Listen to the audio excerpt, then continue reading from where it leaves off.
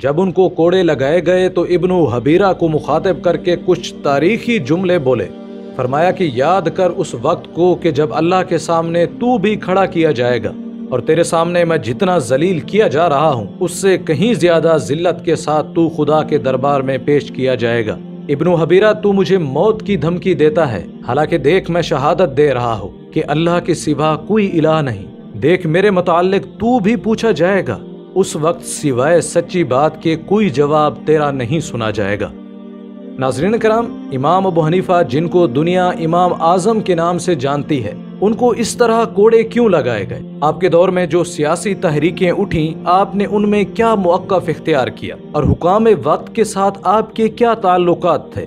یہ سب کچھ اور بھی بہت کچھ آپ جانیں گے حضرت امام ابو حنیفہ رحمۃ اللہ علیہ کی زندگی کے اوپر بنائی جانے والی اس سیریز میں۔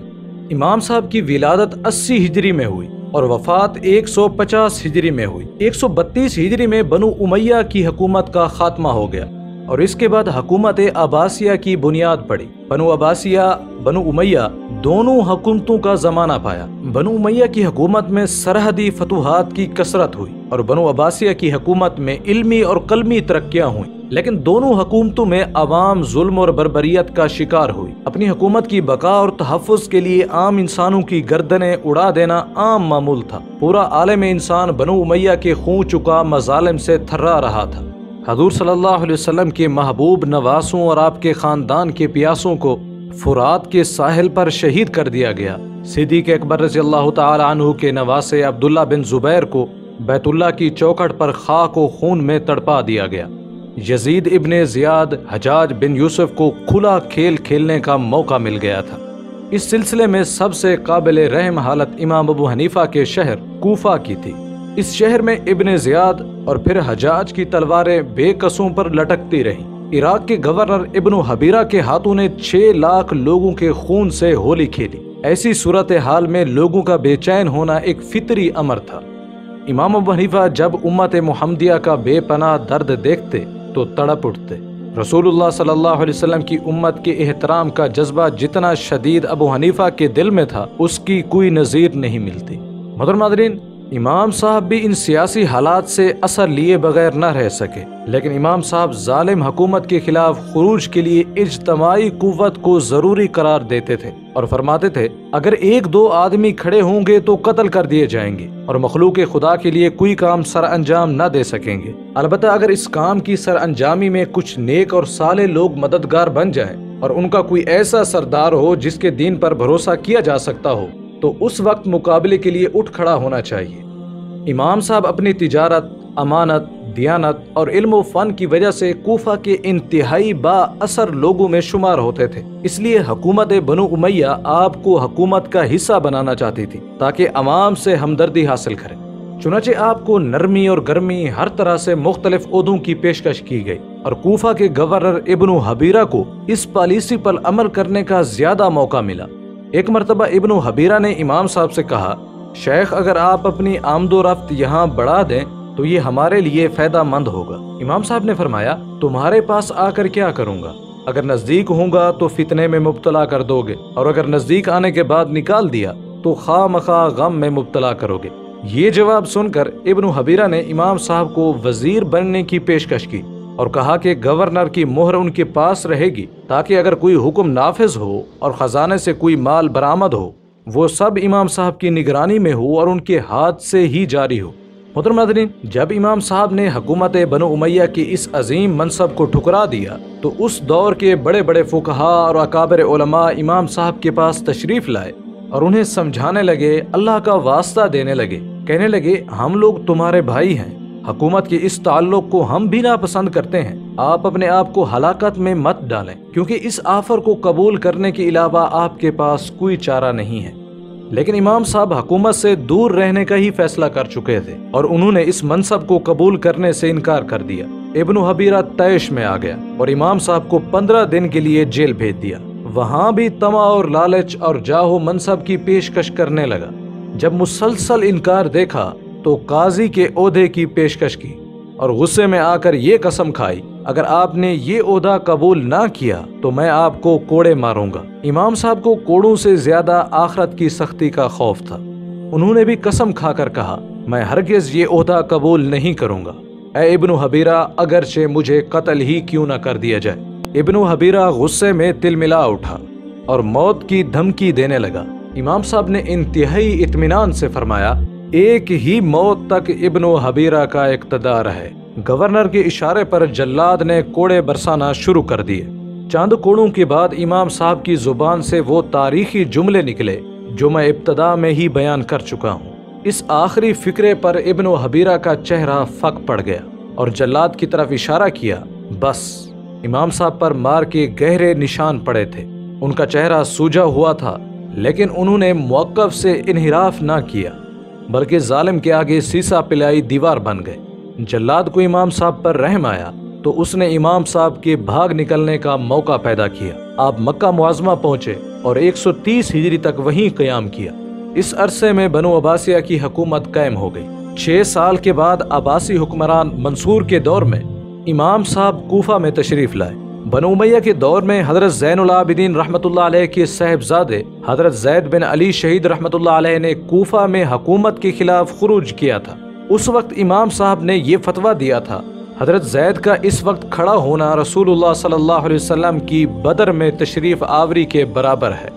اس فتوے کی دینے کی وجہ بنو امیہ کی حکومت کے مظالم تھے۔ امام صاحب نے بنو امیہ کی حکومت کی مخالفت کی تھی اور بہت زیادہ رقم بھی اس جہاد کے لیے عنایت فرمائی تھی۔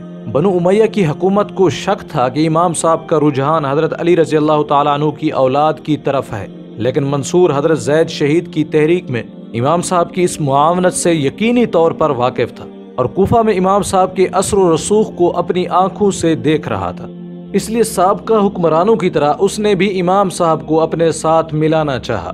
چنانچہ منصور نے جب بغداد کی تعمیر کا فیصلہ کیا تو اس نے علماء، فقہاء، انجینئرز تقریباً سب کو جمع کیا۔ اس میں امام صاحب کو بالخصوص بلوایا اور ناظم تعمیرات کی حیثیت سے امام صاحب کا تقرر کیا۔ امام صاحب نے شروع میں منصور کے حکم کی مخالفت کو مناسب خیال نہ کیا اور ان عہدوں کو قبول کر لیا، لیکن منصور بڑا مدبر اور سیاسی آدمی تھا۔ اس نے دھیرے دھیرے امام صاحب کو اپنی گرفت میں کرنے کی کوشش کی۔ امام صاحب کی خدمات سے خوشی کا اظہار کیا اور 10,000 انعام یہ کہتے ہوئے پیش کیا کہ میری خواہش ہے کہ آپ یہ رقم قبول کریں۔ امام صاحب نے ہیلے بہانوں سے رقم قبول کرنے سے معذرت کر لی۔ امام صاحب جانتے تھے کہ حکومت کے لقمے کو ہضم کر لینے کے بعد حکومت کے خلاف زبان استعمال کرنے کی جرت ختم ہو جاتی ہے، گویا یہ انعام یا تحفہ نہیں بلکہ زبان بندی کی رشوت ہے۔ امام صاحب کی مدبرانہ سوچ اس سے اچھی طرح واقف تھی۔ ایک مرتبہ نہیں بلکہ متعدد مرتبہ منصور نے امام صاحب کو مال پیش کیا، بلکہ حسین و جمیل باندی کی بھی پیشکش کی، لیکن امام صاحب بیت المال کی بے جا استعمال کو حرام سمجھتے تھے اور منصور کو کہنے لگے امیر المومنین اگر ذاتی مال سے دے دیتے تو شاید میں قبول کر لیتا، لیکن یہ مال جو آپ مجھے دے رہے ہیں مسلمانوں کے بیت المال کا روپیہ ہے، جس کا میں اپنے آپ کو مستحق نہیں سمجھتا، کیونکہ نہ تو میں فقیر ہوں اور نہ مسلمانوں کی حفاظت کے لیے لڑتا ہوں، تو میں یہ رقم کس بنیاد پر لے سکتا ہوں۔ ایک بار تاریخ نے خود کو پھر دہرایا۔ منصور نے بھی چیف جسٹس کا عہدہ پیش کیا، امام صاحب نے بھی صاف انکار کر دیا۔ منصور نے امام صاحب کو 30 کوڑے لگوائے، جس سے امام صاحب کا سارا بدن لہو لہان ہو گیا اور ایڑیاں تک بھی خون سے رنگ گئیں۔ محترم حاضرین، اس وقت منصور کے چچا عبد الصمد کو جب یہ بات پتہ چلی تو انہوں نے سخت ملامت کی اور کہنے لگا یہ تم نے کیا کیا؟ 1,00,000 تلواریں اپنے خلاف کر لی۔ یہ عراق کا ایک فقیہ ہے، بلکہ پورے مشرق کا فقیہ ہے، لاکھوں لوگ ان کے عقیدت مند ہیں اور ان کے نام پر اپنی جان کا نذرانہ پیش کرتے ہیں۔ منصور یہ سن کر نادم ہوا اور آپ کو دوبارہ طلب کیا اور 20,000 درہم پیش کیے تاکہ ان کوڑوں کی تلافی ہو سکے۔ محترم ناظرین، یہ درہم آج کے لاکھوں درہم کے برابر ہے۔ آپ نے پھر بھی سارے درہم لینے سے انکار کر دیا۔ منصور نے کہا انہیں لے کر فقراء میں تقسیم کر دیں۔ آپ نے فرمایا آپ خود تقسیم فرمائیں، آپ ان کے مالک ہیں، یہ فقراء اور غرباء کا حق ہے۔ امام ابو حنیفہ رحمۃ اللہ علیہ نے یہ مقام اور مرتبہ کیسے حاصل کیا کہ وقت کے حکام بھی ان سے متاثر ہوئے، یہاں تک کہ ان کو اپنے ساتھ رکھنے پر اصرار کرنے لگے۔